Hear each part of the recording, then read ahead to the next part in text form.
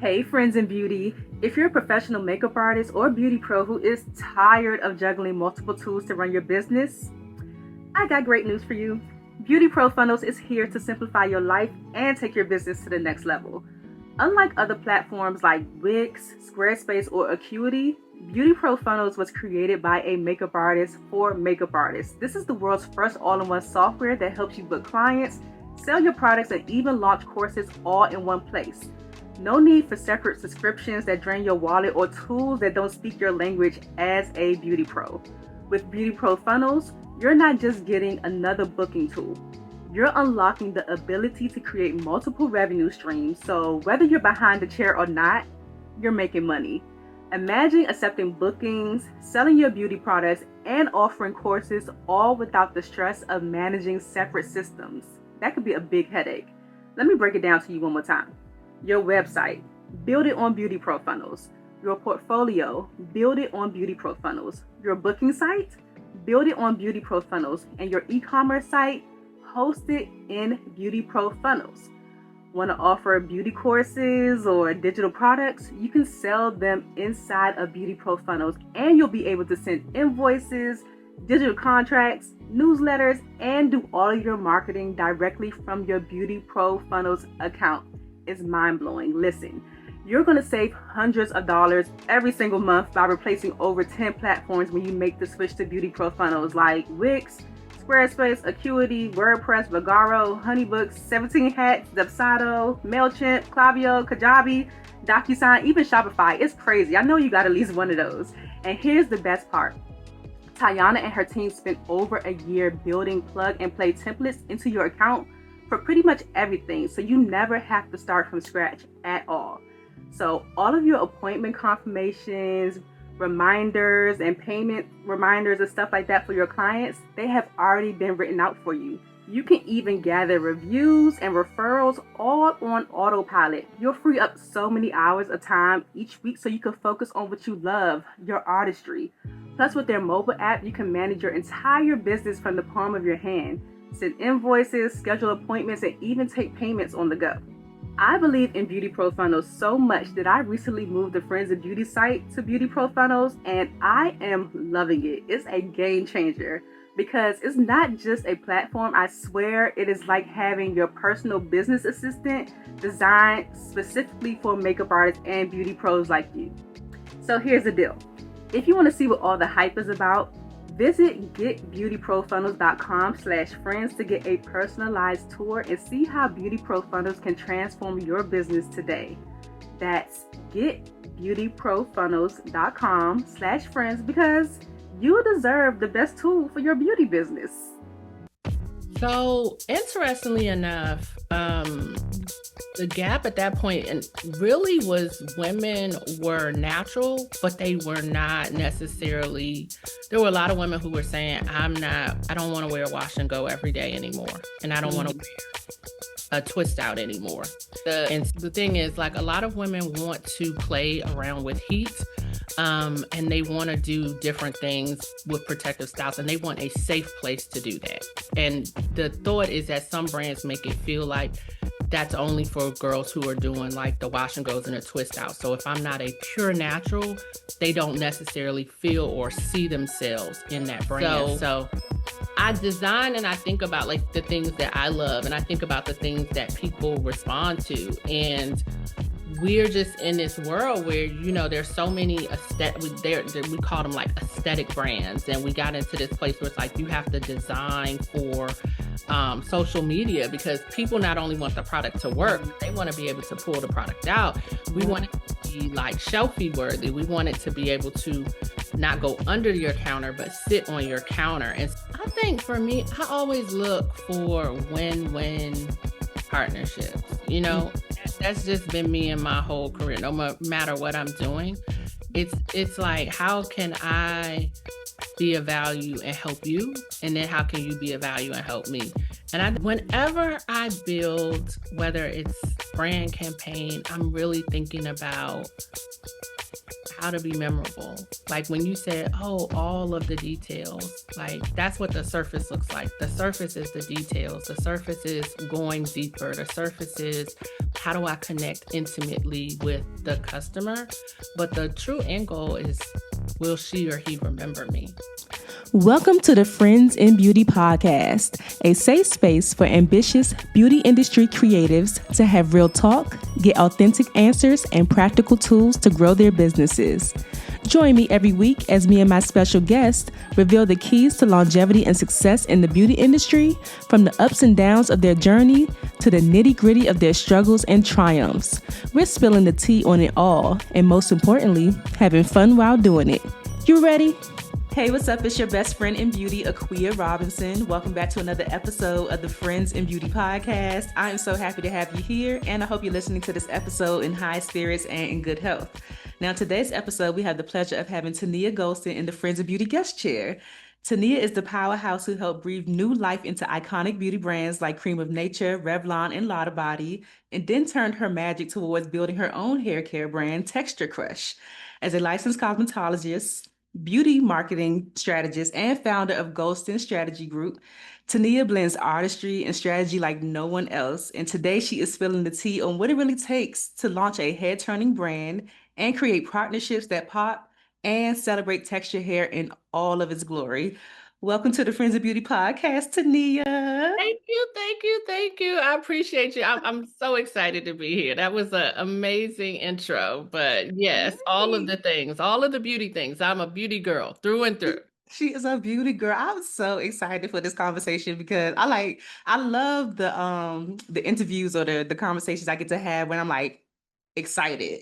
Like I really want to get to know this person, and like I'm just so excited to have you here. But before I start babbling, girl, because I told you I get to talking, let's start off with some icebreakers so I could calm down and so we can get to know a little bit about you aside from what you do professionally. Awesome. Let's do it. So the first one, just give us 3 random facts about you. Well, first off, I'm a DC native. So DC born and raised, graduate of Duke Ellington. I'm an Be uptown proper. girl through and through. So that was a couple of things, but that's definitely me. Let's see, what did I do? My first love was dancing. Like, so I grew up dancing in DC, doing like ballet, tap, jazz, all of the things. And I'm also a mom. I am a mom and I have a son who is college age. I'm not gonna tell you how his age and all of that, but Wow. I am a mom, so I consider myself a mompreneur and pretty excited about that. Yes, a DC girl, DC proper. Shout out to everybody that's born and raised in DC. Yes, ma'am. If you know, Yes. you know.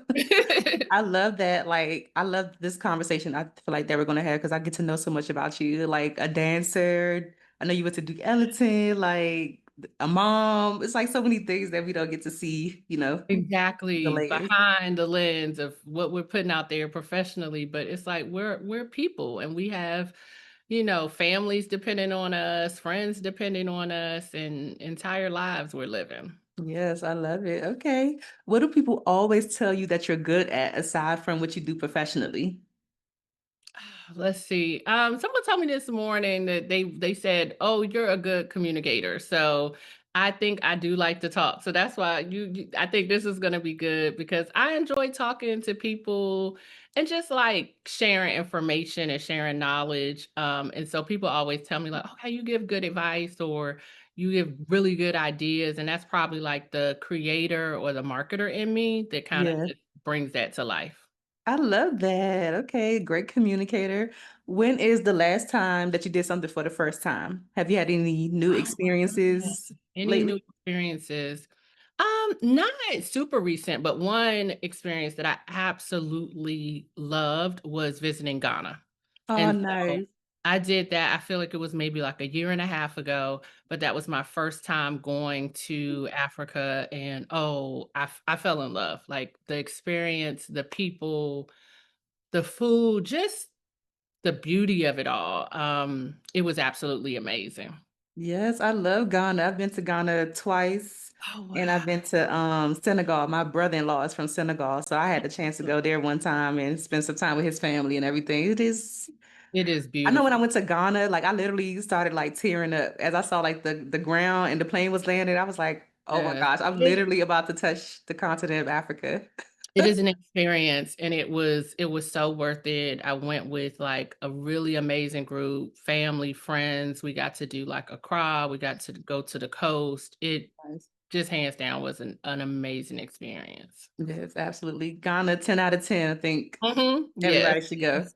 Yeah, I for would go sure. back in a heartbeat. I already know, like, where I wanna stay, all of the things, just Uh, I would totally go back. okay, okay. Do you have a current mini win or a highlight for the year so far that's leading up to a bigger goal? Oh my goodness. Well, listen, this is really my first year, as a beauty brand founder. I won't say Yes. entrepreneur because I've been an entrepreneur for a few years on the consulting side. So, yeah, girl, we got big goals over here of things that we want to do. And, this is funny. I saw you at the grant at the Pink Print. And so Right. I was there because, like, one of my goals is to win grants to fuel our growth and to fuel Texture Crush. So that's on the list. So I've got a couple of applications out there that I'm just like, oh, I hope these come through. Yes. And that's just a start. But so many different things. Just building the brand, getting the awareness out there, growing it, and as you said when we first kind of caught up, it's like we've been going so many places because I believe that the brand starts in community, like it starts with people. Mhm. So we've been doing a lot of in real life activations. Gotcha. Digital is great, but I just feel like you have to get out. People want to touch, they want to feel, they want to meet you, they want to meet me, and so Yeah. that's been hot on our list. So we have been going city to city. We've been to Atlanta, we've been to DC, I think now twice. We just finished doing a FAMU event. So we are just trying to make sure we're touching the people and letting them experience Texture Crush for themselves. Yeah, for sure, for sure. I sent you a grant earlier too. Oh, good, good. I was trying, who has a beauty, who has a hair care brand? I'm just trying to think of Oh, everybody that was thank going through you. my, Yes, what is I'm on the it. I am Amika oh, yes, I saw grant? that one. So that one is on my list. I think it closes, like, this week or next week, Yeah, but the 22nd. we'll definitely be applying to that. Yes. Yes, Thank yes. you. Okay. Yep. Try to look out when I can. So if you weren't the founder of Texture Crush right now, I know this is a new venture for you, but is there anything else that you could see yourself doing? Wow, now, not really. I mean, and I think that kind of goes into like why do this? Because I'm sure a lot of people are like, okay, well, you've been an executive, you've worked with all these big brands. Like, why would you want to go out and do this hard work of Yeah. building your own brand? But at the end of the day, I'm a brand builder. It's in me, it's through and through me. It's what I absolutely love to do. Yeah. So, that's why I saw this venture. Like, I see myself as a brand builder. I tell people, I'm like, if I could do something else, if I probably knew how to, do like interior design or architecture, like just Hmm. total pivot or something like that, it would probably be along those lines. I love architecture, structure, buildings, and it's probably like the creative, the design side. So if I had to pick something else that was totally Yeah. unrelated to beauty, that's probably what it would be. Yeah, I'm totally fascinated by the women that I see that have their like their saws in the garage and they're building out frames and like big projects. I'm really Yeah. impressed with those type of women. I'm like, I want to do that. I want to be that Yeah. girl. Like, do it yourself. I'm the type of person, like, I'll think I can do anything. I'll think I can come up with something, and then I'm in it, and I'm like, "Oh, okay. This was a Yeah. whole lot more than what I thought it was going to be, Yeah. but I'll at least give it a try." Yeah, for sure. Well, that is the end of the icebreakers. I'm so glad that you mentioned the women's marketplace event because I Mhm. swear when I walked in, like you weren't at the table, someone else was at the table at that time, and I Yeah. walked in, I was like, "Oh my God, where's Teneya?" Oh, I was like Right, so right. tickled to see Texture Crush there. That event was just like so phenomenal, but to walk in and like see a familiar like face, familiar brand, I was like so tickled to see you there. Yeah, I love that. I love that event. I think that was, like, one of the first ones we did, but it was an amazing event, as you know, like, that's a powerhouse, just, like, super amazing women, amazing event, Yeah. so I was happy to be in a room. Yeah, for sure. I had Stormy on the podcast like shortly before that. Then she invited me to Oh, come down and give like my testimonial and stuff like that yeah, about which grants. is So amazing. You are killing it. So thank I'm like, you. yeah, we trying to follow in your footsteps and secure the Listen, bags, okay? listen, With we the gotta get all the coins. Mhm. How was the Boss Women in Media event this past weekend? Oh, that was great. It's like it was such a great opportunity. It's Black Business Month. Um, as a marketer, and just, you see so many brands connecting themselves to just different athletes, whether it be like basketball players or, women who are, running track or all of these different things. And sometimes, not sometimes, all of the time, when you are a small brand, you don't have huge sponsorship dollars, right? So you were like, I would love to be connected to something like that, but you don't really have the money to do it on your own. So what I loved is Marty, who's the founder of Boss Woman Media, connected with the Dallas Wings, and they brought together, I think it was about 6 Black businesses to do a Uh-huh. place, and people really supported and really showed up, and it was just a feel good event because I feel like at some of those events people just come out and they're like, "Let me support, let me grab something, let me try the brand, let me come back." Hmm. Those are important intersections for brands as we're growing, and I feel like the Dallas Wings was just so supportive. In fact, they're already, like, emailing us like, "Okay, keep in contact, like, let us know how we can support, what we can do more." So, Nice, it was just good. It was a really good event. nice boots on the ground. Mhm. Yeah, that's for sure. I was like, I never even heard of that organization before, the Black Women in Media. Is it media? Black Women in Boss Media? Woman Media is an Boss Women, amazing, luckily. yes. If you definitely check it out. Boss Woman Media. The founder, her name is Marty McDonald. Marty and I met probably while I was working for Creme of Nature, so probably almost 5, 7 years ago at this point. But what really like drew me into the organization is that it is an intersection for women in corporate and also for entrepreneurs. And I think at the time I felt like so many organizations were just entrepreneurship, entrepreneurship, and I was in corporate. So I was super excited to see an organization that brought both together, if that makes sense. So Yeah, it does. that was like the draw. And then from there, we just started doing events together. And I think all of her things are just A1. I've been to events with her with Amazon, Black Beauty or Black Business Accelerator. She does like a conference, a weekend conference. And so, yeah, it's definitely a great organization to check out. A lot of different founders in there, just a lot of different people. So what I Mhm. love about it is we can connect and build, together.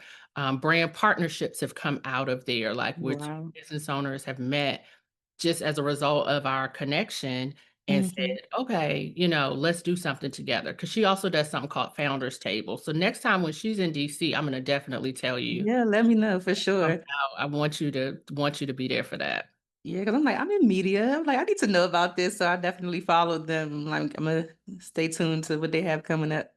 Yeah, we got to get you in the Founders Circle. It's Founders Circle and then there's Founders Table. You would love it. Okay. Yes, I look forward to it. So like one thing, of course, when I have to like prepare for these interviews, I gotta like kind of research the people. I'm like, I've known you for a while, like some years now, but I don't think I know much about your journey. That's why I'm like so excited about this conversation because I'm like, Teneya was a dancer. Teneya went to Duke Ellington. Like, what is this? So like, and cosmetology, I had no idea that you were a cosmetologist either. I Yeah. just thought that you were in like the beauty marketing space, but I had no idea that you started with cosmetology. So I know you're a dancer, you transition into business, merge that with cosmetology and marketing. Mhm, Like mhm. how has that blend of creativity and strategy helped like shape the way that you approach building brands? I You have think, such like a lot of going on in your background. yeah, I mean, I feel like it's the perfect start, but you don't necessarily know at the time, So like I said, I grew up in the arts, definitely from a young age, was always in a dance program, was always in a play, was always I Yeah. did a lot of things. The only thing I cannot do is sing. Like, don't ask me to sing. That was not my ministry. Got you. But if it was jumping up, doing a play, all of those things, and it just landed at Duke Ellington, and it's different but similar because dancing is storytelling, and so Mm. you are telling stories with your body, with the props around you, with the stage. So I always tell people, I think it was such a perfect setup for a career in brand building and a career in marketing because from the beginning, like I said, from a very young age, I've been telling stories and working with different people and departments of not only what story are we going to tell through with our bodies, but also what story does the music tell. And so you're really almost honing brand building skills and selecting that because you're selecting music. And when I was a dancer, I started to get into choreography, which I think kind Mhm. of makes sense. So it's like, well, what music am I selecting based on the emotion that I want the audience to feel? And you're learning so much about just I don't know all of the musical terms, but just basically like the cadence and, Yeah. just like you're watching a movie, certain music, there's certain sounds that let you know, like, okay, something is about to Danger, change, is excitement. coming, happiness, joy. So Mhm. I think being aware and kind of working within all of those different emotions, bringing fashion shows to life at school and all of those things, I think it's brand building because brand building is storytelling. Yeah. So it's just like this incredible, perfect intersection of storytelling. So very different, but very intertwined and very interconnected. Right. It's so interesting that you can even identify that. Like, how long did it take for you to identify that like your upbringing or your past played a huge influence in the work that you do now?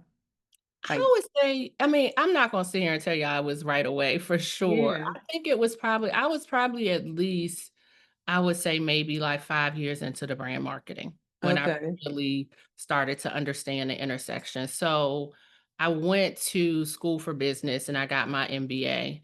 But the reality is so much of that is textbook marketing, textbook this, textbook that, and I feel like until you really get out and you start working, you don't always understand, like, how all of these things blend together. So Yeah. probably like 5 years in, I was really like, "Wow,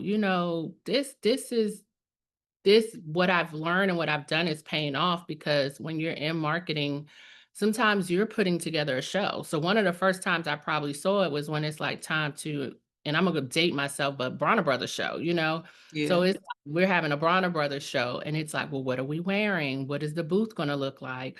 What is the story we're telling? And just from all the things that I learned, and we're like, okay, who are we trying to attract at this show? We want to attract female hairstylists. So I think we Mhm. came up with we're gonna have men there with, muscles and they're gonna be Right. walking around and helping bring this vision to life, all of those things. And so that was one place where I really started to see it. But I think someone actually pointed it out to me and was like, that's probably why so much of this comes natural to you because Hmm. you've been building and telling stories for a while. And then now, it's easy to kind of see those intersections. Yeah, for sure. Because I forgot, I don't know who I was talking to on the podcast, and the bell just went off for me, maybe like sometime this year, where I was like, oh, wow. Because I've always wondered, there's literally like nobody in my family that I know of that does what I do.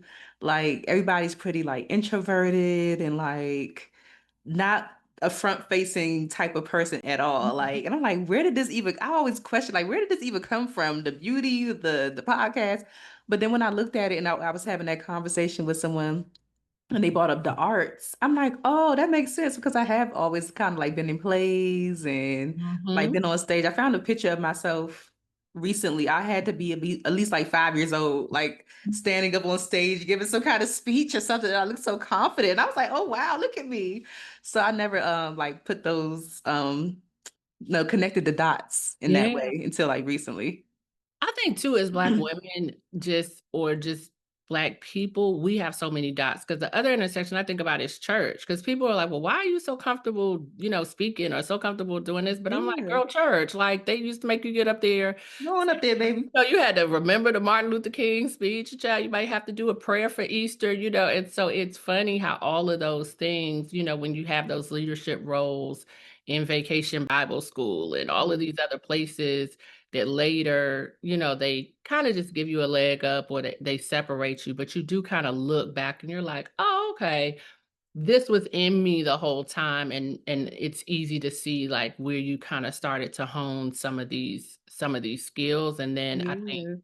as we get older we just get a chance to like perfect them, or they just get to come out in bigger ways. Yeah, for sure. So from leading campaigns at companies like Cream of Nature and now launching Texture Crush, your own brand, what skills or insight from being at those type of corporations proved the most valuable when you stepped into your own journey, either with Texture Crush or when you stepped out as like an entrepreneur?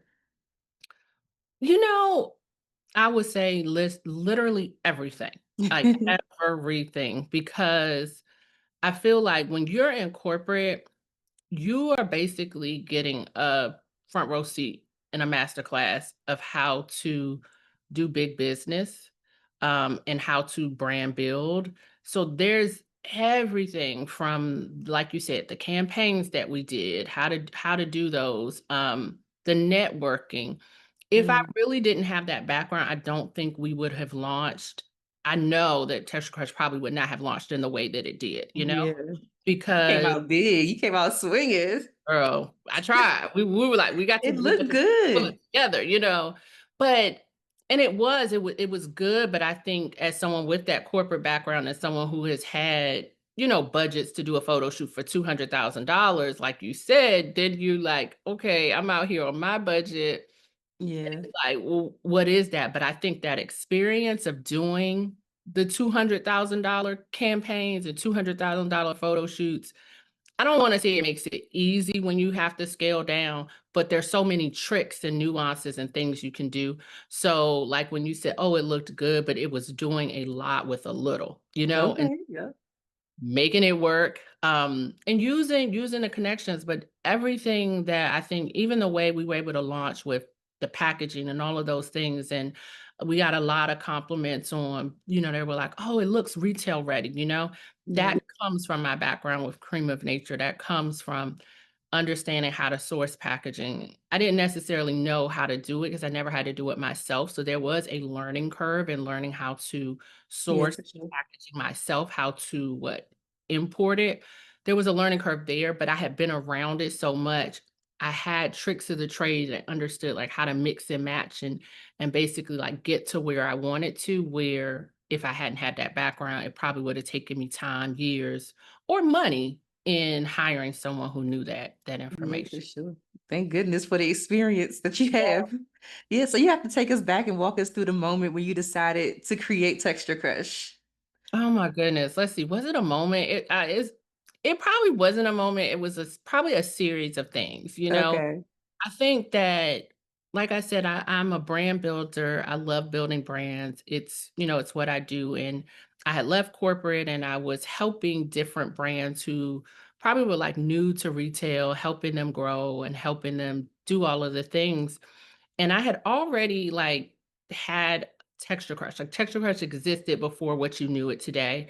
And Okay. it was just a series of trying to understand like what it was going to be.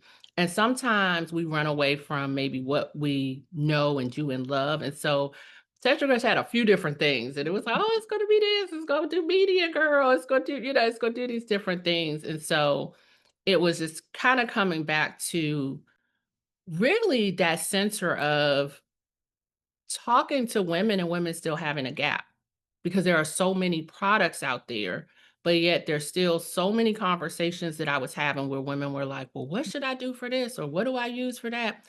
And just seeing like, wow, there still are gaps out there that exist, Yeah. still a way to come to market that people may not quite be serving. And so I think that it's that feeling that like, okay, I have something to add. Because for me, Mhm. I never wanted to launch a brand just for the sake of like launching a brand. I always Yeah. wanted it to be with purpose and to add value, to my consumers, to my audience. So once I saw like, okay, no, this is how I can still add value. And I still tell people a lot of the stuff we do, it comes from the text that I receive. Like if I get a text about hair care, things like that, I literally save them because those are like the blogs. That's what I teach from because they're real questions of friends messaging me like, hey, my 3-year-old daughter's hair is feeling a little dry. Like, what Hmm. should I do? And I'm sending paragraphs and talking people through that. And just once you, that's in me because I am a licensed cosmetologist. So I'm not just, a marketer. I understand it at a high level. Right. When you just do that, you finally like, okay, I have Something's there. yeah, I have something to say, I have something to give back. And once I really felt that strongly in my heart, I was like, okay, let's do it. Yeah, for sure. I'm the same way because, of course, as a makeup artist, people always ask me, like, "Are you gonna come out with your own, makeup line?" Someone recently mentioned a lock care line to me. Now that I was like, maybe, Yeah. but yeah, I'm always the same way. Like, if I can't create something innovative or something different or have a different approach to the market, then like I don't want to, because I'm an Aquarius. I don't know what your sign is, but I'm an Aquarius, so we're very much like rebellious and like we just want to do our own thing. So that's how I feel with it. But at the time when you were gathering your data, what was the gap that you were seeing in the market? So interestingly enough, the gap at that point and really was women were natural, but they were not necessarily there were a lot of women who were saying, I don't want to wear a wash and go every day anymore. And I don't want to Mhm. wear a twist out anymore. And so when we started this natural hair movement and this natural hair journey, I think everybody, and I include myself in it, because we all were like trying to figure it out. We were trying to evolve with it. And so we were so much like, I'm not going to put any heat on my hair and I'm not going to do this style to my hair and I can't do that style to my hair because it's going to hurt my curls. And Right. now fast forward, we're years and years in, and you started to see women start to say, length is no longer the priority. Like, I still want to have style because at first everyone was just like, how long can I grow my hair? How long can I grow my hair? That was what everyone was doing because we had never had, for most of us, we had had relaxers. And so this was the first time we were seeing our natural textures. And so you just see like this evolution where you start to see the girls start to cut the hair. You started to see shape come into the texture hair conversation. So now Mhm. we're starting to do wedge cuts or bob cuts or TW. Right. Little tapered cuts and stuff like that. Yeah. That start to evolve. And so, like I said, I was in rooms when I was not doing business where I'm maybe with 10 women and maybe 9 of them are natural, but maybe 2 are sitting there with big natural hair. But those other women are still natural. And those were the women that were asking, like, well, what's for me? And they were still kind of finding their way with legacy brands or general market brands. So Gotcha. I said a lot, but the thing is, like, a lot of women want to play around with heat, and they want to do different things with protective styles, and they want a safe place to do that. And the thought is that some brands make it feel like that's only for girls who are doing like the wash and goes and a twist out. So if I'm not a pure natural, they don't necessarily feel or see themselves in that brand. So that was like a big aha, and I think that Hmm. only gotten you only have more and more women blowing out their hair and straightening their hair and saying it's not all one or the other. I Yes. so I like to say like texture crushes for the style shifter. And I'm a prime example. Like, girl, we'll have a braid this moment, but we might have a silk press that moment, and we still might do something, curly. She plays. It's not Mhm. one one hairstyle. And that is so me. My hair changes, it changes a lot. Wow. Yeah, that was a lot. You said a lot, like a safe, when you said a safe space to do it, I didn't realize that conversation was still going on. I'm in a whole different, Yeah. I'm in the natural locked community. So I didn't realize that conversation was still happening as far as like, oh, if you manipulate your hair this particular way, then it's not natural. People are still talking like Well, that. questioning it or, I mean, even now sometimes I see it, online. I think that it's not as much, but there are spaces where people are like, "Oh, well, your hair is blown out," or even I think, sometimes when I'm at events, people will ask me like if I have my hair straight. They're like, "Well, but you're not natural." And I'm like, "Yeah, I don't have a relaxer. I just, did a blowout." So there is still that misconception. I would hope that it's not the majority of people, but I think there's still people out there questioning it. And like I said, I can say, 3 years ago, because for me, when a lot of this really hit me, I would probably say pandemic. Pandemic, Mhm. I really understood like how much time I was spending on my hair. Like I was like, okay, I spent a lot of time twisting and I like perfection. So I'm retwisting and all of that twisting. And so then during that, you're inside and you start to kind of play around with things and started to gravitate a lot towards braids. And then after that, I was like, hey, I want to do some more heat styling. Like heat tools have evolved. Yeah, yeah. I think just a lot of the things that maybe we were nervous about or scared of before, there's so much more education, there's so many more tools. And I feel like there's products that are emerging where we don't have to feel as nervous. But yeah, I mean, for some people are still very much like, I don't put any heat on my hair. I don't do this. I don't do that. Wow, I like my wheels are turning over here because I'm just like, I wonder if the part of that conversation was just because they didn't know what it would do to their hair because they had never seen it in its natural state. So it's like if I'm adding anything to it, then I can't. I don't even know. Yeah. I grew up. So I would tell if I had the chance to talk to people about hair. Like I grew up in a totally different realm of natural hair, I guess, because my hair has always been natural. Like I went to all African centered private schools growing up. So like I never literally never had a perm. The most I've done chemically is like dye my hair. Wow. So I didn't even know that people were having these kind of conversations because I've always just been surrounded by people who had natural hair. It didn't matter if it was like blow dried out, if it was like dyed or like I just For it's all of the things. Yeah. wow. Wow. So what products were you intentional about creating that address the gap of the girlies who want to, do it all?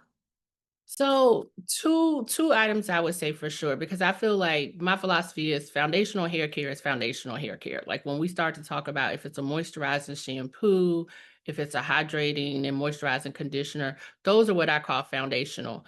But one item which actually is our hero item that I was intentional to create was a smoothing serum. So it is our Silk Me Out. It's a frizz fighting smoothing serum, but yet it's lightweight because a lot of times you have an oil or you have like a serum, but it's very heavy. And so it works well when your hair is in its curly state. But when you Yeah. go to press your hair or the silk press or blow it out, it's way too heavy.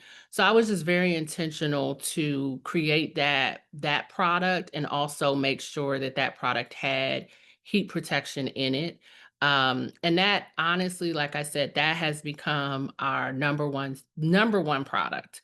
And it's used in a lot of different ways. And because of, I think, the consistency, the texture, and just kind of like the performance and the way it helps to fight frizz and the way it helps to, really just kind of keep your hair together. It's something that girls use when they're wearing their hair curly as a finisher and as a topper. Um, Okay. it can also be used on silk presses. And then now we're starting to see women use it in a lot of different ways, like most recently, like boho braids.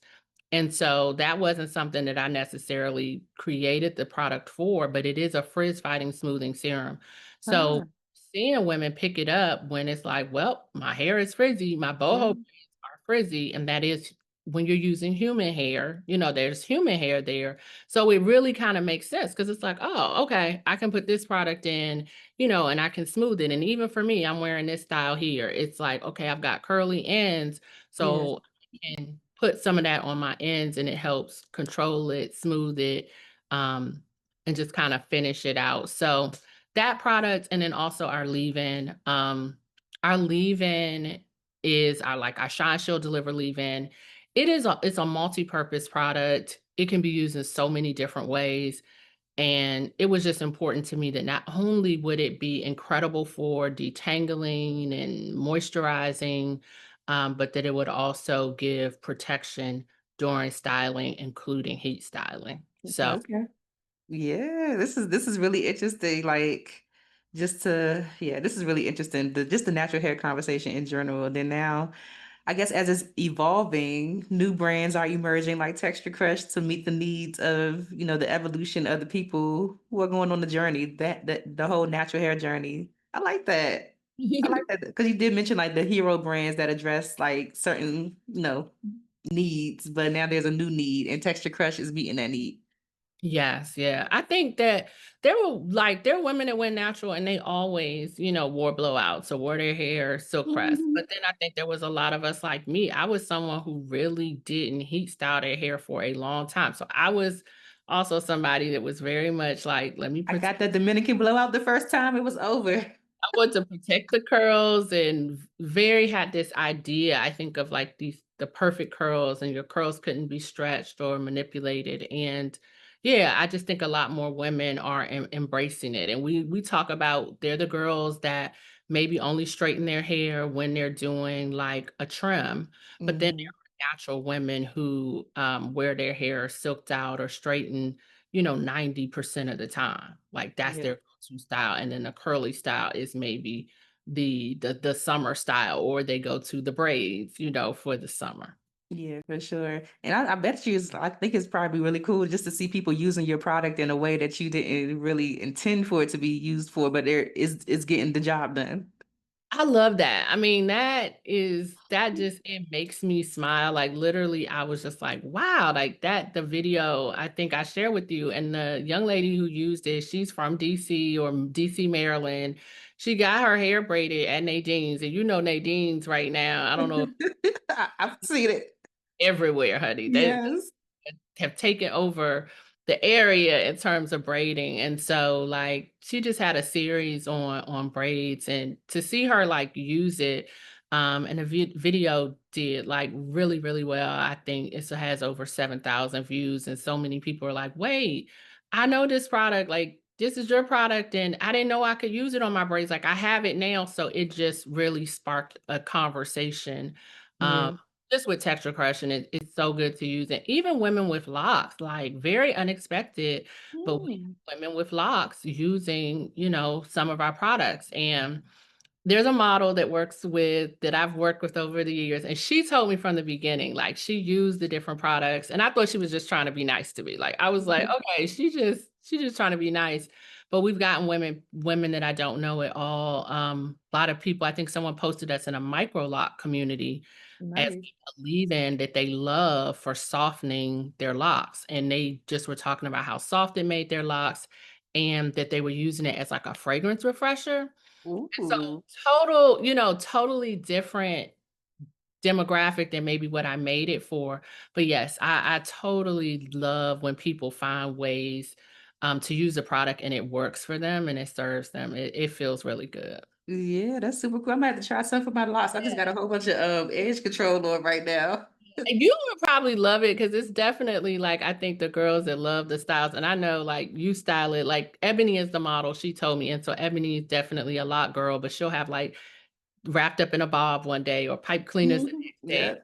And so she's like, no, no, I need softness. I need them to smell fresh. I need them to smell good. So we'll Yeah, have to get you to try it for sure. yeah, for sure. So I guess I'm learning already a lot from just the intentionality behind the brand. Listening to people's challenges and positioning the brand that way. But when it comes to the packaging, like the visuals and everything like that for the brand, which was so beautiful, like when you launched, like how does your experience with working with brands influence things like the packaging and the design? Because from the looks of it, it looks very high end, very expensive. Like, oh, I know I'm about to drop some coins on this. But when I went to the website, I was like, this is very affordable, like super duper affordable. So, like, what goes into that thought process of just the design, packaging, the way you want people to feel, and like all of that? Just all of the things. I think, first of all, I'm a packaging snob. So I'm gonna just and tell people that I buy, I see, I am very much like a visual. marketer. I'm the type of person where like I could walk around like a Ulta Beauty, and that's just gonna make my day, girl. Give me a little matcha and just a little walk around at Ulta, walk around at Sephora, and just seeing the different colors and seeing the different brands, shapes, and all of that. So I design and I think about like the things that I love, and I think about the things that people respond to. And we're just in this world where, there's so many we call them like aesthetic brands. And we got into this place where it's like you have to design for social media because people not only want the product to work, Mhm. but they want to be able to pull the product out. We want Yeah. it to be like shelfie worthy. We want it to be able to not go under your counter, but sit on your counter. And so that is very much like a marketing mindset and a marketing term. And so I think when you get out of value, you can start to think about that. And so that was at the forefront. Like I want this to be a serum that people would sit on their counter and not just pull out of their drawer. Um, and then in terms of the shapes and everything, I just felt like we as like women of color, like we deserve luxe, but it doesn't necessarily have to break the bank. And I have Mhm. to be kind of true to myself, because it's like the reality is I'm not a $30 shampoo girl, Yeah. yeah, I could have made a $30 line, and there's a lot of reasons why I could just be ultra, ultra luxe. But I was like, that's not necessarily me. And so I did do a lot of work to say, how can I bring incredible aesthetics, incredible packaging, and incredible design, but still make it something that my friends, my family, will be able to afford and touch. And so I thought just being in that price point was, better. Yeah. Trying to just break the bank and it's luxury, and that wouldn't be true, to me. Yeah, yeah. Is there any ease or challenge that comes with having an affordable brand, but also having like quality ingredients, Oh yeah. like that fine line between like profit and like, all of that? There is because, I think of course, there's certain ingredients that brands use and we use and they work because they're more affordable. So there's always a toss up and there's always that place of what you want. And I don't want any of this in it. And I don't want any of this in it. But when we're talking, and when I'm talking with my formulator, we talk about what we want, what I want in it, what I don't want in it, what I want the product to do, but then we also have to talk about the price. And so there's Yeah. a constraint on what the price needs to be on. We talk about it like on a per ounce basis in order to sell this at this retail price, because sometimes you could make something, but then yes, it might need to be 25 and $30, on shelf. And so it's like you're just trying to weigh up and down to see, well, can I get the performance? Can I have safe and clean ingredients and bring it in at this affordable price Yeah. versus, all of this stuff can't be in it. All these things can't happen. And then it needs to be priced at a range that maybe the masses can't afford. Man, it's so much that goes into the brand, like just creating the brand. Even the scent. Tell us about the scent profile too, because I saw that y'all have like a signature scent with the products. So fragrance is also something just like my background, my career. I think that the fragrance of brands can be important or they cannot be important. But coming from, like I worked with Creme of Nature for, over 12 years. Scent profile was just ingrained into my way of being. Um, Yeah. we had signature scents, and I feel like we had brands like I launched argan oil with Creme of Nature. I think at the time I was like a brand manager, so myself and like the vice president of marketing at the time, like, but that was my baby. That was, my baby launch at that time. I'm, young marketer, so I'm running around doing all of the things. I'm testing the products and all of that. But I really think that the fragrance of that brand really helped us catapult fast. It was something that people come back and they always mention. People come back and they always mention. So Hmm. always think about that. I think when I'm creating any product or brand, whether it's for myself or for someone else. So I knew what I wanted. I had an idea in my mind, but it was just a matter of, you testing a lot of different fragrances and enjoying the fragrance. You're trying to understand, how does the fragrance behave over time? How does the fragrance bloom? We talk about blooming, Wow. like, how does it how does it smell when the water hits it? All of those are nuanced. And then I just think, like, at the same time, like, I want my hair to smell good. Like, if Bay is gonna smell my hair, like, I Right. want it to smell good. So you're thinking about all those things, and I'm smelling, and I do fragrance tests. So, like I said, based on my background, we would do that at a large level in a corporation, but I always let, 20 people smell, you narrow it down, and then eventually you get to like 3 fragrances that you're happy with, everyone's happy with, and at that point you just like, all right, Lord, Eeny, meeny, miny, mo. you like, all right, Lord, whichever one works out and is compatible, we've got, some good ones. Yeah, this is also fascinating. How long did it take for you to actually launch? Like, did you do tests? Like, what was going on in the background before you launched? Then, how long did all of that process with the formulating, the testing, the everything take before you actually launched? Probably, honestly, probably took probably 2 years for sure, because Okay. we do have custom formulations, and so that was something that was important to me. So, I own my formulas, and like I said, all the things that we talked about, you're setting up this profile, you're testing it, you've got to validate performance. So the good thing is I'm a licensed cosmetologist, so I can use it on myself, on other people, and then also send it to friends. So I've written testing methodologies and protocols, because we want it not just to work on Teneya, but we want it to work on multiple hair types. So you Mm. have to then recruit and send it to somebody with 3, like wavy hair, send it to somebody with tight coily hair. And then you want to know, how does it perform on hair that's extremely thick versus maybe hair that's medium. So a lot of testing, went into it, and you're making small adjustments and tweaks. And then once you feel like you've got the formula, you're pretty much in a good, from there, you're in a good place. But that sometimes does take time, and it's just a process. And so that takes time. The packaging sourcing also took a lot of time. And it took a lot of time too. And I appreciate, like, what you said. You're like, it looks, like it would be luxury and it would cost this amount. And that was also something I could have launched so much sooner had I thrown it in a bullet bottle and left Right. the door. But I had this vision in my mind, and I was like, okay, I really got to make it happen. And so things like this round bottle, you can halfway see it, but there'll Yeah, be maybe see it that's on a, really cute. I but see like it on the this, site too. a lot of people do that bottle in fragrance, and it's glass. So working with a vendor to like bring that same shape, that same feel, that same experience to life, but to say I can't do it in glass, Yeah. those are the types of things, they do take longer. So like I said, if I was like, oh, let me put everything in a standard stock bottle, we could have been to market probably in like, 9 months or something. Hmm.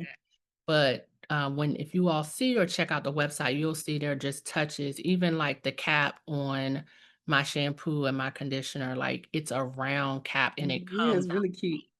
comes out of that fragrance world, but that cap took longer, than other caps. And then we have what we call custom colors. So we color match, and that also. So bottom line, I took the long road, but I felt like that's what I wanted to kind of give, and I wanted people to see me, and that is just a part of me. And that's sometimes what you can't do in corporate. Like, you can't Mhm.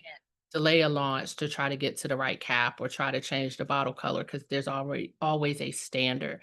So I wanted to take my time with every aspect of the products. Man, so intentional with the details, custom colors, custom scents, formulations, writing processes. Like, what? Great hair, honey. Like, just giving you all of the things. You like, what?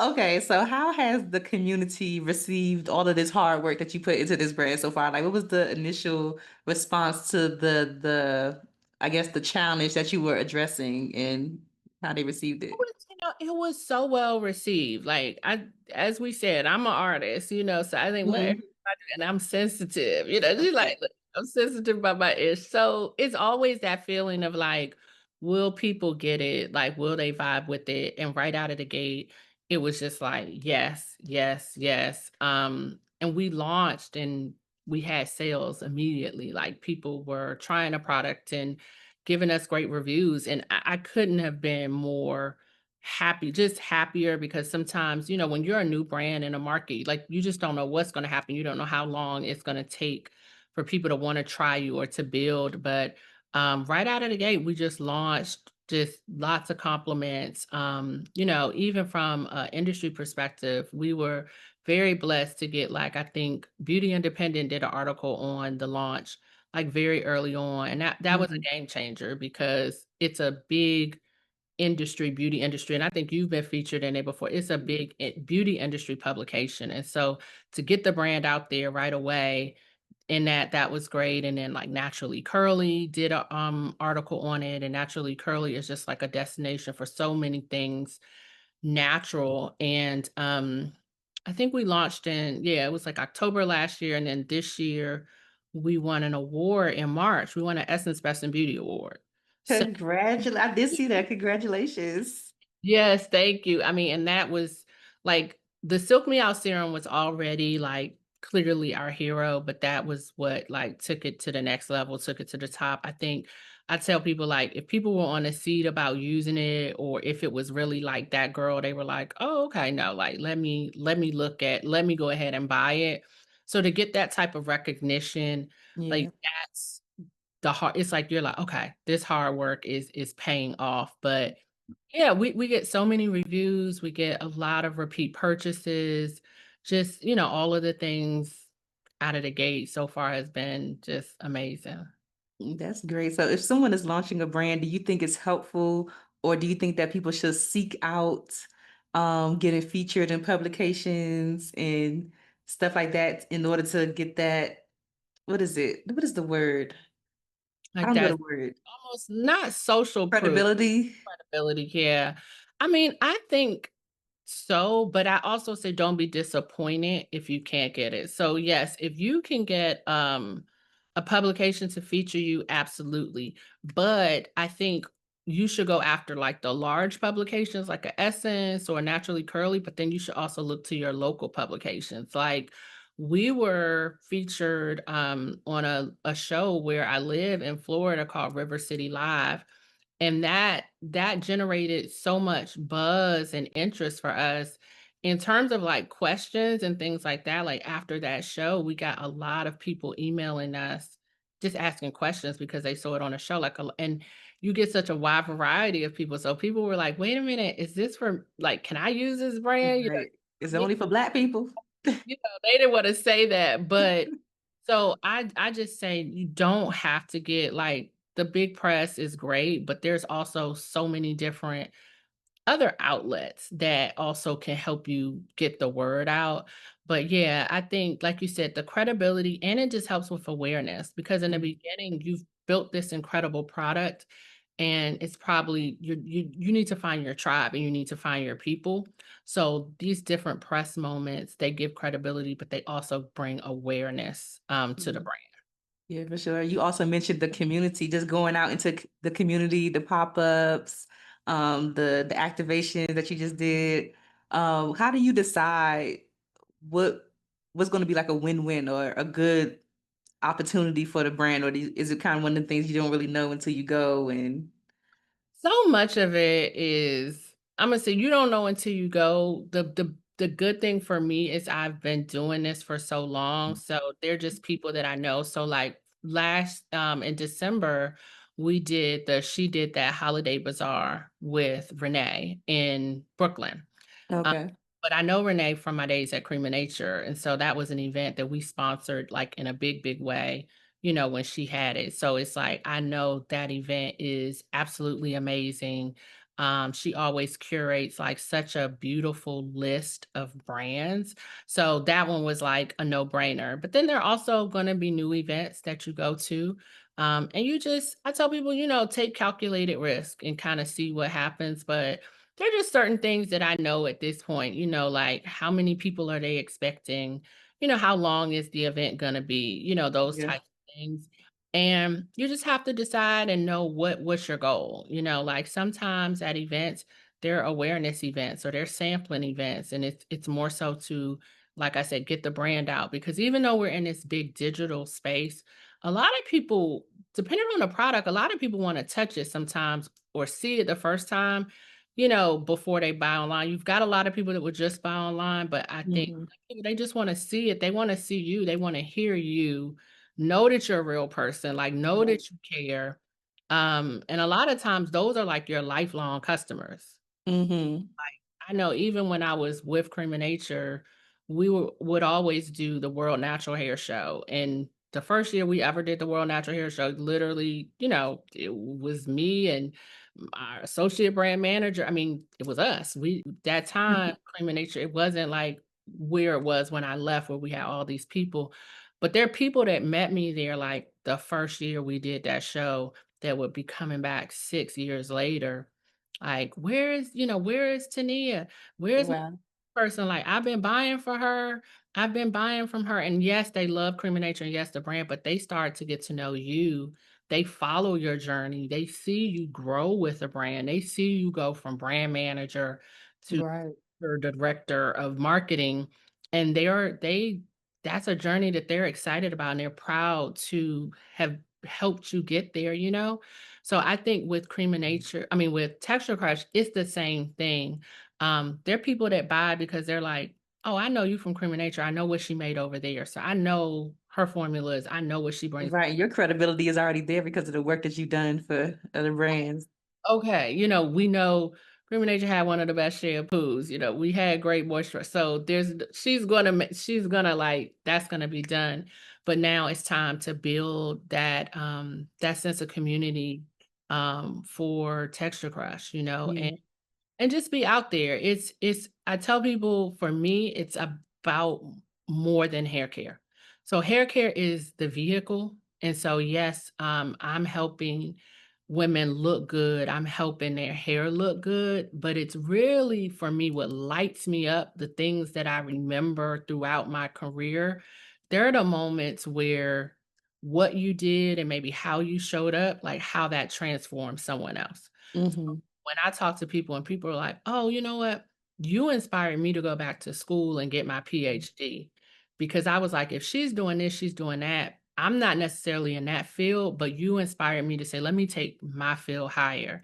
Or, you'll get a message, or I got a message from a mom who said their daughter wanted to be a beauty founder or a beauty maven. Oh, I worked with you and she came to that shoot and she saw you.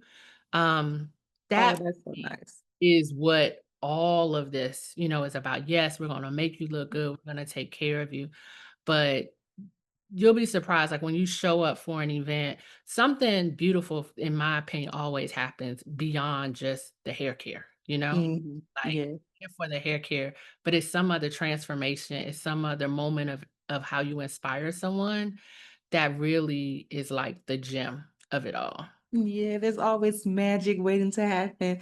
I would love to know because I'm really big on relationships and community. I would love to know how you intentionally, well, not intentionally, well, how you go about leveraging the relationships that you built over the years with the different people you've met, with the brands you work with. How do you go about leveraging your relationships to like fuel your business or fuel your goals that doesn't feel pushy or doesn't feel like ulterior motive? Because people always have that feeling of like, oh, dang, I could ask such and such, but I don't want it to feel like I'm using them or, trying to just, how do you feel about it? How do you go about it? I think for me, I always look for win-win partnerships. That's just been me in my whole career, no matter what I'm doing. It's like, how can I be of value and help you? And then how can you be of value and help me? And I think whenever that's happening, like, people will feel good about it. And I think that's like the key to networking. And I think that's the key to relationship building. And I think whenever you're approaching something from the lens of, well, what can this person do for me? Or you're always there with an ask. And, to me, it's like, I don't start relationships with an ask. Like, when I got into beauty, like, short story, but when I got into beauty, I worked like shampooing and I had no clue if I was getting paid or not. I'm the type of person that if I want to know something, I'm just going to show up to know. And I think we've Yeah. got this world of like, well, how much am I getting paid? And what is this going to be? And da, da, da, da, da. But it's like, if someone has knowledge or information that I need, my first thing is like, let me just show up because And be of service. the money always comes. And so I think just it's got to work for both people. You can't take more and they can't take more. But yeah, I'm still working. I have to say on my ask, I'm definitely a person where I try to do as much as I can myself. I've been so fortunate that a lot of people are like, you've poured into so many that I've been fortunate enough that a lot of people have reached out. A lot of people have supported on their own. A lot of people have supported naturally because they see what you're doing. But sometimes I tell people just hustle, like hustle so that when you go for the ask, like they see you already are doing everything within your power to show up. And then it makes it a little bit easier to ask. And it's the timing of it all. You know, Yeah. sometimes I think people ask too soon, to be quite frank. They haven't done enough of their homework, haven't done enough on their own. So that when you come to the table, it's like, hey, I'm coming to the table with this, this, and this. And it makes Yeah. it almost a no-brainer. Yeah, for sure. Yeah. Okay. Got your answer. Because I know somebody will be like, well, with the relationships, but I know it's something I'm working on too. I know a lot of people, and I feel like I could do better at leveraging the relationships that I had to, get to, the things that I want to do. I think I put in my blood, sweat, and tears with a few people that I could be like, can you That's what I have to remind myself of. You have to remind yourself, like, we're definitely at a point where we can make the ask and we have to make the ask because I will tell you, when you see people succeeding in business, in most businesses, there are people helping them. There's a tribe of people. And one of the things that I did when I became like just an entrepreneur in general, because like I said, for a few years while I was building, I was consulting, is I built what I said, like just this business tribe. And it's kind of like an unspoken rule, like we're going to support and we're going to help each other. hmm Like you have to kind of get to those people because then with them it's not an ask, it's just like this is what we do. So if they're doing something and I have a person that can help them or I know a contact, it's an automatic that that contact is going to flow their way and vice Yeah. versa. And so I have been very intentional of building that tribe and that community around me, of just like-minded women where it's like we're going to support because everyone is at the top, people are supporting them. They've got support, whether it's from, an investor, whether it's from someone, we call it in corporate sponsors, but there are also sponsors in entrepreneurship. There are Yeah. people who are in rooms that can literally speak your name and put your name in a room. And I know you've probably seen it, you've benefited from it. I've seen you get certain things or do certain things, and I'm sure that has come about because someone said, you know what, this person won't mess over the money, or she won't mess Yeah. with the opportunity. And that's what it is about a lot of times. There's opportunities Mhm. out there, but they like, who is going to do right by the opportunity? Right, right. Even down to makeup. Even when I came to do Melissa's makeup for her event in DC, and I was like, I don't know how I got here. I really don't know how Melissa found me. Then I saw you, and I was like, wait a minute, That's hold right. Because up. someone else probably booked you. And that's but okay, can we tell that story really quick? Because I think that Sure. a good story. So we met like years and years ago. I think you It, did my makeup my for friend did your makeup. okay, you're see, and I was thinking you did it, but I had an event in DC, and I know who hired you. It was Stephanie, Yeah. first and last PR, because Yep. Stephanie was, doing PR for us. So she bought you. I'm sorry, I don't remember your friend, but and you all came and you all did makeup and y'all killed it. You were amazing. Then you did my best friend's makeup for a photo shoot. She fell in love with And you. then her baby shower or something like that. Baby shower. So we had like those couple of touch points, but then it was like for years, I hadn't really been in DC or I hadn't done anything in DC. And so then fast forward, I'm consulting with the Lip Bar and we needed makeup for the founder we were doing like this big influencer event and you were killing it. Like I was like, and I think at some point we connected online. So Yeah. I was seeing you all of this growth and she's doing this, she's doing that. So it was a no-brainer. look, from my standpoint, look, it's so crazy how things work. Like, I feel like I had like, okay, so it was my friend Crystal and Brittany that did makeup for like the Cream of Nature event. I Okay. came as their plus one, like just as a guest, and met, I think it was like Cream of Nature and Essence or something. Yeah, it was like an Essence event, and then we did like a color crush. It was like two. Yeah, it was like girls that they did makeup for that was like on the panel or something. But I just came to the event as their because I was friends with both of them. So I think I met you at the event. I met Stephanie. I've gone on to work with Stephanie and do stuff with her. I do her makeup when she comes to DC. It's still like the connections are still rolling. And then I feel like I have been wanting Melissa on the podcast for a while. And I think somebody from her team had reached out initially at one point. And I was like, of course I know who Melissa is. I want to have her. And then that never happened. And then I got invited to her event as an influencer. I got invited to the Lip Bar event as an influencer. So I was already going. And then somebody DM me like, hey, like, can you do Melissa's makeup? And I was like, what? Like, what is happening? Because I'm definitely about to ask her about the podcast. Like, that's just how I am. Like, I'm definitely about to ask her about the podcast. I don't know how I got here. But then when I got there and I saw you, I was like, oh my God, this must be the connection. And then I saw this lady when I was like picking out my items and stuff. This is such a cool story. I saw this lady when I was picking out my items. I was like, she looks so familiar. Like it was bothering me so bad that I went up. I have an actual video of the event too. You see me going up to her like, "Are you a makeup artist?" Like this, and I said, "Oh my God, it was your best friend." I was like, "I did your makeup for your baby shower." She was like, "Oh my God." She showed me pictures of her daughter. She's huge now. I'm like, "Yo, this is." She's a little girl in elementary school now, still So talking. full circle. That is just, and I love that story because when people always ask me like, how do you get into this? Like, how did you start? Or how do I get into it if you're a makeup artist? Like, how do I start working with brands? And I always get the question like, how do I start working with like hair brands and things like that? But what are we talking about? Networking, getting out of your comfort zone, going to an event, just showing up and being in a space because, let me tell it, child. If I had told the story, I'm like, well, she did my makeup back in the day, getting it all wrong. But, obviously I met you. Obviously you're beautiful, gorgeous, and you come Thank with a you. certain amount of energy. So I remembered you in that way. And then, like I said, with social media, I have been following you. I'm like, okay, yeah, like she's killing the game. Like she's killing it. So it's just always a matter of time, and I'm that type of person. Here I am. I'm not even knowing that you wouldn't know or nothing, and so I'm probably just asking someone on my team, like, "Hey, reach out to this person, see if they could do Melissa's makeup," not even knowing, like, she wouldn't know how or why, and that's just how Yes, that's how life works. it's like how life works. Imagine you could be a plus one and still make connections. And then when I was doing Melissa's makeup, we were just talking and she was like, so like tell me about yourself kind of thing. And I was like, oh, I have a podcast. I want to do your podcast. I didn't even have to ask her. I was like, oh, that was easy. Like, She's such a light, and she's always given I mean, just yeah. yeah, yeah.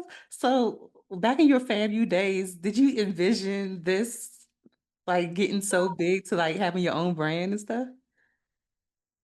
The funny thing, I would say like yes and no. No, I didn't know exactly what it was, but this journey started honestly because I had a professor, and he told me I needed to enter a business class, and a business competition, and that was going to be my project assignment for the semester, and I probably wouldn't have done it if he hadn't told me to. And so in that, we had this tug of war where I did the conventional business plan and probably said I was gonna, do something in finance and all of that. And he was just looking at me and probably looking at me, and I'm this DC girl, and I'm coming in braids. Back then I had my little pixie braids, and then I would be a little rebel and have natural hair sometimes. He was like, "That's not what you wanna do." And he just was like, and I was like, "What do you mean?" He was like, "That's not what you wanna do." He was like, "That's what you think you're here to do. Like, that's what everyone else is going to do. That's not what you wanna do." And he challenged me to go and think about a real business that I would wanna launch. And I took that to heart, and sitting in it and thinking about it gave me that chance to think about my passions, my gifts, and all of these different Mm. things. And through that, I came back and had this other like aha moment where I'm like, I was always the girl that could like do the hair. Like if we're going out and someone couldn't, I'm always a girl that could like do the ponytail or do this. And when I got to FAMU, I made extra money by doing straw sets. Yes, like I used to do the joints back in the day. straw sets. And I taught myself how to do the straw sets from Sophisticate's Black Hair Magazine. Like, so Oh my that's just a wild thing between that and getting them on myself. So I was just gifted in that. And so it all just kind of hit me at once. And so that business plan was to own a chain of salons. And so it wasn't necessarily like I said, what I see today, because at that time, it wasn't necessarily like, oh, I'm gonna own the brand, but it was like, oh, I'm gonna create this chain of salons. And that was my whole business plan. And that's what inspired me to get my cosmetology license, just thinking from a owner operator perspective. I needed to Mhm. do that. But with that, I just tell people like go and follow the passion, go and take the steps. You don't always know where it will lead you, but the journey just continued. And I think shortly after that, oh, in cosmetology school, that's when Mhm. I met a woman who was a director of education at Revlon. And I was in cosmetology school and I started traveling with them. And that was my exposure to this whole world of brand management that would merge like my MBA and my cosmetology license. And from Wow. I was sold. Wow, thank God for people who see you and like push you in the no, no, no, try this. I see something different, try this. And then I think it's a test. I think it's something to be said about like certain experience that you get early on in your career. Because I Mhm. feel like we have a very limited view of what the hair industry could be or what the beauty industry could be until you meet somebody that's like at a different level. You're like, wait, I didn't know I could do this. Because that kind of happened to me when I first started makeup. Like I had the chance to assist Morel Hollis and like Mm, Danessa Myers, work with Danessa, and like being around them, I was like, oh, I had a very limited view of what I could do as a makeup artist. Like being on Essence sets with Morel and love Morel, bad by boy the way. stuff, Love loving hip hop stuff, or just being on set with Danessa doing her DVDs or at the trade shows and stuff like that. I thought I was just gonna take clients. I had no idea that it was other things that could be, attained. So I think that's really, really cool that you had that experience early on. Yeah, and I mean, to me, same. I really didn't know it because we live in a different world today where now there's so many podcasts like this and different ways that we can find out, and you can pretty much kind of figure out, oh, this person does this, and we write about ourselves. But like I said, when I was getting into beauty, it wasn't. I was doing research, and I think at the time, like I saw a lady who she went to FAM, and at that time she was working for L'Oreal. Her name is Tadra, and Tadra was using her business marketing degree in beauty. And that was like a light bulb to be like, wait, that's kind of what I think I want to do because I've got the cosmetology, but it just wasn't as like to your point, you didn't understand it. And I think a few years ago I did like a just like a discussion where I shared with people all the ways you can work in beauty. And I didn't even go through all of them, Wow. because I think there's brand ownership, but then there's the testing. Like I always tell people, whether you're a makeup artist or cosmetology, like every brand goes through rigorous testing. And there are cosmetologists that work with those brands year round, I'm like, how do you find those jobs? just doing product testing, networking, going to Mm, the event like you went to the event, because they're right. not always like online or something like that. Like for me, I always hire or suggest people that I know. But Yeah. once you know about it, if you're using a brand, you can approach them. But again, I think it just goes back to like I saw you, with Minted, and Mhm. congrats, or Yeah. your new role with them. But I love what you said when you were like, this came about because I was naturally and organically like using the brand and Gotta sharing do the it today. because that makes a lot of sense. If someone's already using the brand or they know it, it makes sense for them to be a tester, and going to an event or something like once you know that that job exists, then you can start to ask about it, you know, Mm, and or just test and give feedback. Like be bold, like just use a product and be like, oh, this is what I thought about it. Maybe you could do this better. Maybe you could that, or I see this like do that because as marketers, we're always running. So when someone can help us or they see something or they can call out something that we don't know, it's a value add. And from there, generally, like it just continues and it continues. But yeah, there's so many things you can do in beauty, so many yeah. positions. So many things over the years of just putting or saying yes and just one foot in front of the next? Have you been staying present or trying to stay present and like enjoying the journey of it all, like as things unfold? I really am this time around. I will say that because I will say my years in corporate, um, like honestly, so much happened and it was all a blur. Like I think when I left corporate and I took a little bit of time off, I was sitting there like reading things. I'm like, wait, when did we do that? Like when and I'm Yeah, looking at like all of these accomplishments and things, but I think that in those environments, like there's not always like a lot of time given to celebrate. It's always, what have what's you done for next? me lately? Yeah, And what's next? What you got coming? yeah, you coming off of like an incredible launch, your product in the categories maybe number one and all of that. But while that's happening in real time, you've already started thinking about the launch that's happening 2 years from now. So as a Ooh, leader and as an executive, that's my job. It's like to guide the brand. And so the brand managers are over there launching that, but I'm already working on the calendar for 2 years. We're presenting to, the Walmarts and the different retailers on things that are gonna come out almost a year and a half in advance. So mm, sometimes it makes it hard to stop and enjoy those moments, but with Texture Crush, I'm definitely trying to do that and definitely even though some of these things have happened before, it's like, "No, this is happening this time."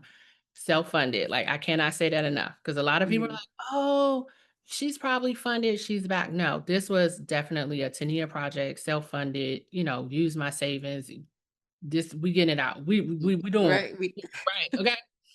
So, like, it's different this time around, even though I've been in some of these spaces before, it's different when you do it and like, I don't have a big PR machine behind me. yeah, It's me. I'm using what I've known. I'm reaching out to people and introducing myself, because sometimes there's new people there. Um, but it all kind of works out. yeah, yeah, for sure. What do you want your legacy to be with Texture Crush? Honestly, like I said, to me, the legacy is like really just to put, I would say, like just my people, and I say that because that's whoever identifies with me, whoever sees themselves like in Yeah, me. your tribe. Yeah, my tribe, whether that's Black women or whether that's women of color or whether that's just women in general or just Black people in general, whatever that is. So to inspire and push those people higher. And I say that because I've always been very much aware of with growth and success, for me, I feel like you have to give back and you have to open other doors. And Mhm. I feel like I've done that in my career. I've always been intentional about can I hire, an African American wardrobe stylist on the set, or can I hire, an African American crew or people of color, or people that just don't always get those opportunities. Because a lot of times you can be working on these multicultural brands, and believe it or not, the systems around you will still say to go and use these people where it's an agency or it's a crew and there's not one Black person involved. Right. Yeah. So, being intentional about that is important to me because it's uplifting my community. It's bringing money back into my community. I'm also extremely proud, and I know even with Texture Crush, I'll still be proud of the influencers that I've helped like start their careers. I mean, there are people who literally did campaigns with me in the past and now that launched and catapulted their careers, and they're here in the influencer world because of an opportunity that myself, my team, we were able to give them. And Yeah. that's my desire, that's my belief for everything I touch with, Texture Crush. Like even in the models I select now, like I select people where it's like I see something larger, I see something bigger. And I hope that the work they do with Texture Crush, especially at the beginning when we're small, I hope that takes them and catapults them into Yeah. whole 'nother place. I want people to be able to take the work they did with us and then just go and get even bigger opportunities, at least until we're big, at Yeah. least it's until we're big, I so feel like it's gonna be like one of them dark and lovely moments where you go back, you look at the dark and lovely box, you be like, oh, that's such and such. You like, that's the girl from Texture Crush. yes, yes, that would be lovely, but yeah, that's what I want it to be. It's just, that she helped people, that she put people on, that, she looked out for others as she grew, Mhm. as things came together for her, it also comes together for others. Nice, nice. Is there anything that's coming up next that you can share with the brand?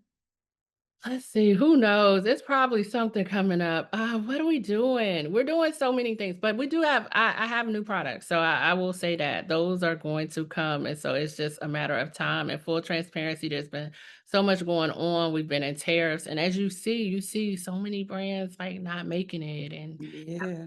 kind of having to, do shops. So I do have two products that I'm excited to bring to market. And I just like said, oh, okay, let's kind of postpone them. Let's take a step back. Let's, figure everything out with just all the stuff that's going on in the marketplace right now. And it's raising prices and things like that to make sure that when we come out, we can come out strong. And, maybe we're staggering things, but yep. So new products are on the way. So I could definitely share that.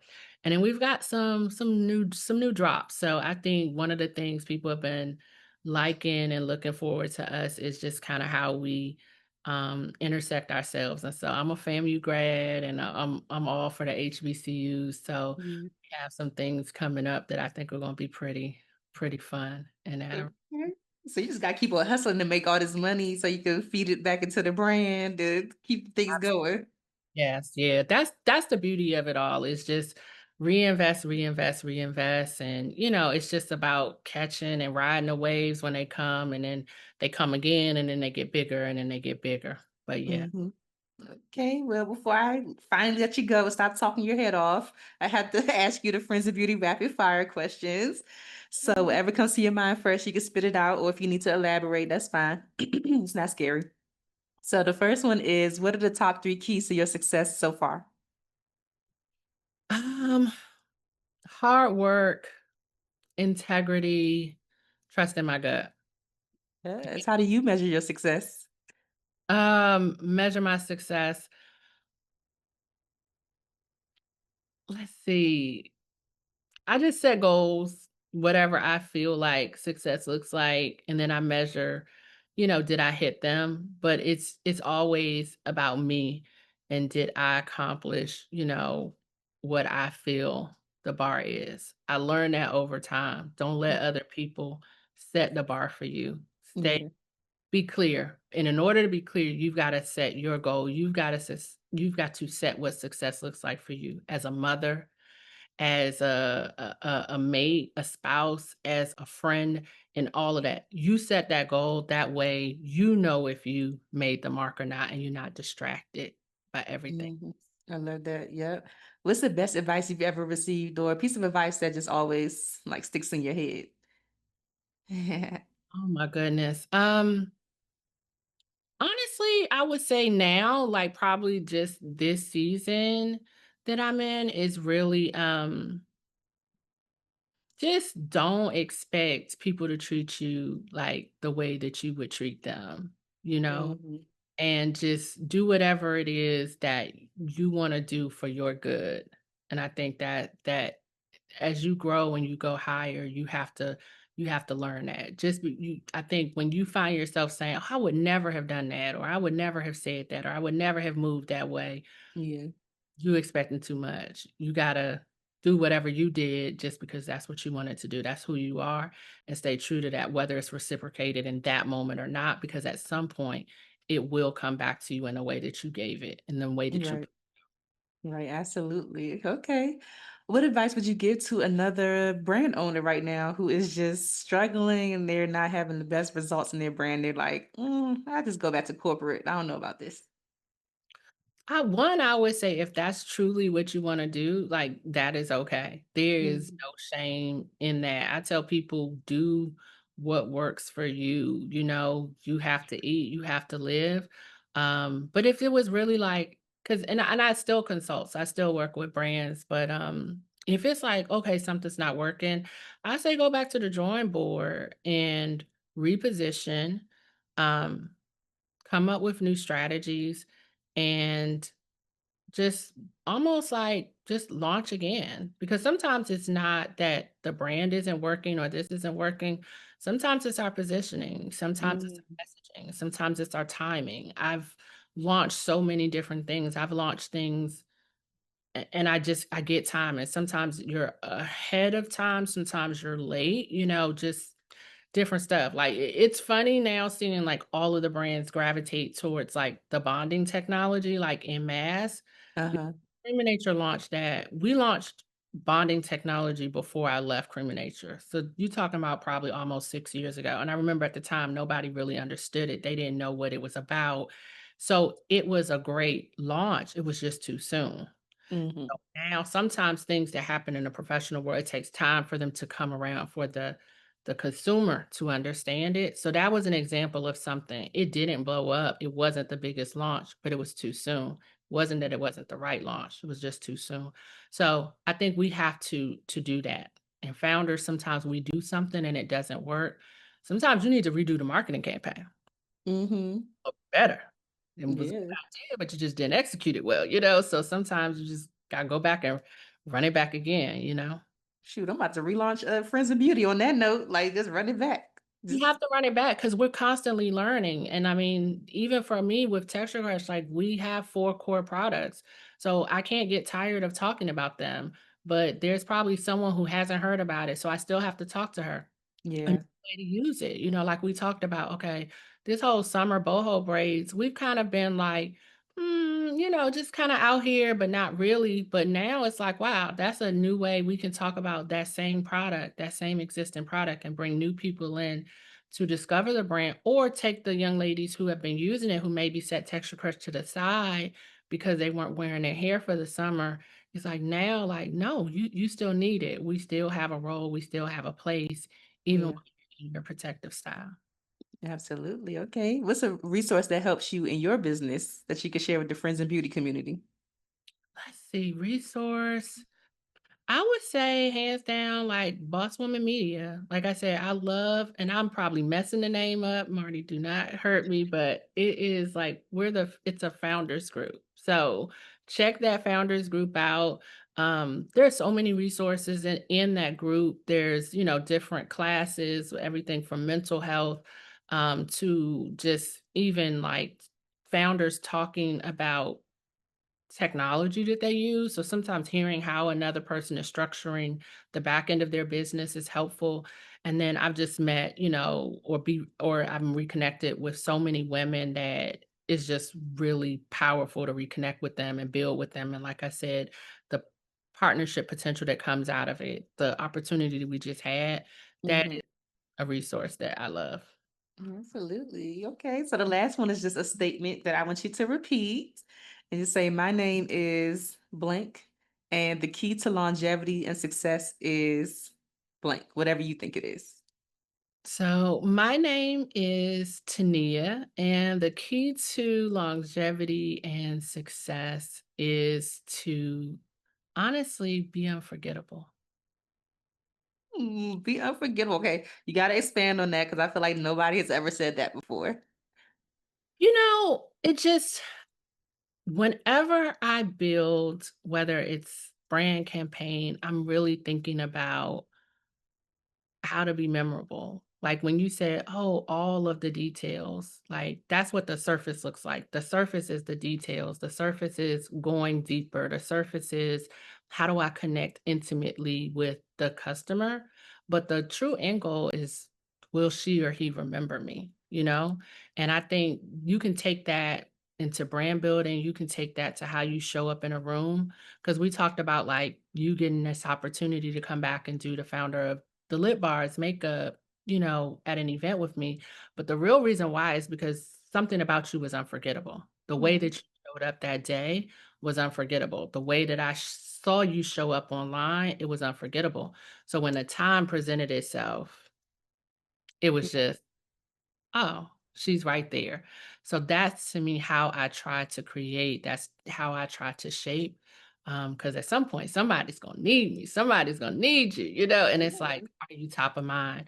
And that's been the key to my success because I feel like when there are certain projects or certain brands or people need certain things done, I tell people like there's only a few names that are gonna come up. And time after time, my name has consistently been one of those names.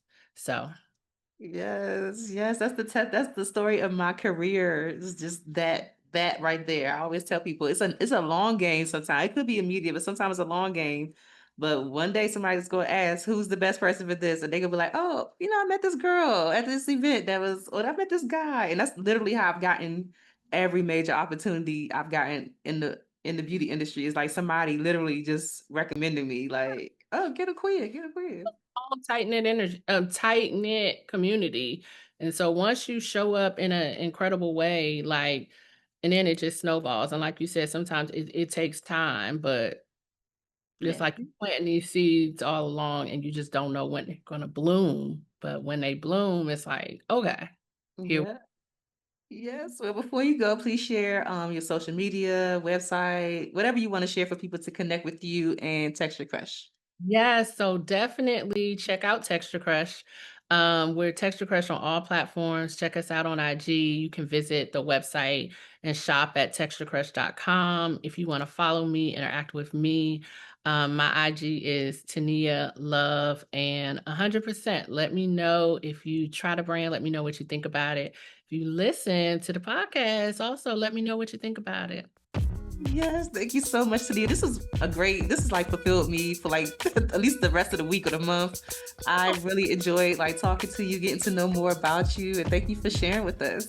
Yes, thank you for having me. I love, we have been like trying to make this happen. Like you said, we saw each other in Atlanta, but I love you. I love the community. I love how you show up, and I just love seeing you win and just seeing the different things that are coming together. So this was like, yeah, of course, I have to be on a podcast. And I think you have a beautiful community and tribe, and they find so much value in you. So I was like, I feel like this is a place I want to go and share and talk about my story. So yes, come back anytime you want. Thanks for listening to the Friends in Beauty podcast. Don't forget, sharing is caring. If you enjoyed this episode, share it with another friend in beauty.